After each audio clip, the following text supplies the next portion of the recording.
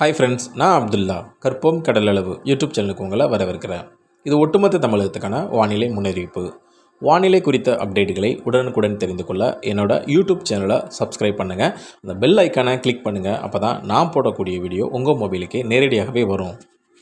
வானிலை அமைப்பை பொறுத்தவரையில் இலங்கைக்கு தென்கிழக்கே ஒரு காற்று சுழற்சி நிலவுகிறது. அந்த காற்று சுழற்சியானது வரும் நாட்களில் மேற்கு திசையில் நோக்கி நகரக்கூடும். அது வடமேற்காக கூட நகராது, மேற்கு நேரடியாக அதற்கு நேர் எதிர் திசையில் நகர்வதற்கு வாய்ப்புகள் அதிகம் இருக்கின்றன. இதன் காரணமாக அடுத்து வரக்கூடிய 4 தினங்கள், இந்த நிகழ்வால் அடுத்து வரக்கூடிய 4 தினங்கள் மழைக்கான வாய்ப்பு இருக்கின்றன. அந்த 4 தினங்களும் ஒட்டுமொத்த தமிழகத்துக்கும் மழை வாய்ப்பு இருக்கா அப்படின்னு பார்த்தா இல்லவே இல்லை. 100% அப்படி இருக்காது. கடலோர மாவட்டங்களுக்கு மட்டுமே மழைக்கான வாய்ப்பு இருக்கும். நாளை மற்றும் நாளை மறுநாள் இந்த 2 தினங்களை பொறுத்தவரையில் ராமநாதபுரம், புதுக்கோட்டை, சிவகங்கை, நாகப்பட்டினம், தஞ்சாவூர், திருவாரூர், கடலூர், அந்த மயிலாடுதுறை, இந்த கடலோர மற்றும் டெல்டா பகுதி மாவட்டங்களுக்கு மழைக்கான வாய்ப்புகள் இருக்கின்றன. மழையோட அளவை பொறுத்தவரையில் கனமழைக்கான வாய்ப்புகள் இல்லை. மிதமான மழை இருக்கலாம், பரவலாக லேசான மழை இருக்கலாம், ஆங்காங்கே மிதமான மழை இருக்கக்கூடும். ஒரு சில இடங்களில் மட்டும் கனமழைக்கான வாய்ப்பு இருக்கும். ராமேஸ்வரம் முனை மற்றும் அந்த நாகப்பட்டினத்தோட எட்ஜு அங்கே மட்டும் ஒரு சில இடங்களில் கனமழைக்கான வாய்ப்பு இருக்கலாம். அதிகபட்சம் 7 சென்டிமீட்டருக்கு அதிகமாக எங்குமே மழைக்கான வாய்ப்பு தெரியவில்லை என்னுடைய கூற்றுப்படி. அதேபோல் 30 மற்றும் 31 இந்த 2 தினங்கள் திருநெல்வேலி, தூத்துக்குடி, கன்னியாகுமரி இந்த மாவட்டங்களுக்கு மழைக்கான வாய்ப்புகள் இருக்கின்றன. ராமநாதபுரம் மாவட்டத்துக்கும் மழைக்கான வாய்ப்புகள் இருக்கின்றன. 30, 31ஆம் தேதியிலும் கூட அந்த தேதியில் ஒரு சில இடங்களில் கனமழைக்கான வாய்ப்புகள் இருக்கின்றன. 30, 31 தேதிகளில் மேற்கு தொடர்ச்சி மலைப்பகுதியிலும் ஒரு சில இடங்களில் கனமழை பெய்யலாம். கனமழை அப்படின்னு சொன்னோன்னா யாரும் பயந்துடாதீங்க. தூத்துக்குடி, திருநெல்வேலி இப்போ தான் மழை பெஞ்சு மக்கள் வெள்ளத்திலிருந்து மீண்டுக்கிட்டு இருக்காங்க. இப்போ மறுபடியும் அதே மாதிரி மழை அப்படின்ற மாதிரி யாரும் நினச்சிட வேண்டாம். வானிலை ஆய்வு மையம் கூட அப்படியான ஒரு தகவலை சொல்லிட்டாங்க. அதாவது கனமழை எச்சரிக்கை அப்படின்ற மாதிரி அது டிவியில் ரொம்ப ட்ரெண்டாகி ஃப்ளாஷ் ஆகிட்டுருக்கு. ஸோ அது அவ்வளோ பெரிய மழையெல்லாம் இல்லை, நார்மலாக பெய்யக்கூடிய மழை மாதிரி தான் இருக்கும். அதனால் அச்சப்பட வேண்டாம். ஒரு சில இடங்களில் சில மணி நேரங்கள் மட்டுமே பெய்யக்கூடிய அளவிலே மழைக்கான வாய்ப்புகள், சாத்தியக்கூறுகள் இருக்கின்றன. தொடர் மழைக்கோ பெருமழைக்கோ வாய்ப்புகள் இல்லை.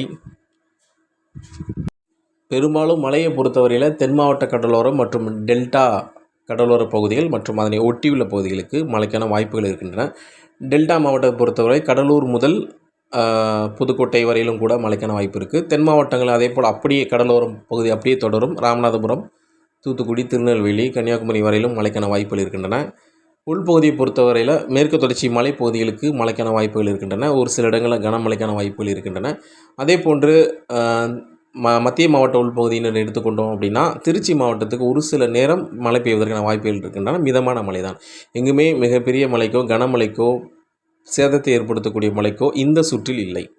28, 29, 30, 31 இந்த 4 தினங்களில் மழைக்கான வாய்ப்புகள் இருக்கின்றன. அதில் 30, 31 தென்கோடி மாவட்டங்களுக்கு, திருநெல்வேலி, தூத்துக்குடி, கன்னியாகுமரி மாவட்ட தென்கோடி முனை மாவட்டத்துக்கும் ராமநாதபுரம் மாவட்டத்தோட ஒரு சில மாவட்ட பகுதிகளுக்கும் மழைக்கான வாய்ப்புகள் இருக்கின்றன. 30, 31 28, 29 டெல்டா மற்றும் மத்திய கடலோர பகுதிகள் மற்றும் ராமநாதபுரம் வரையிலான தென் மாவட்ட பகுதிகளுக்கு 28, 29 இந்த நாட்கள் மழை இருக்கின்றன.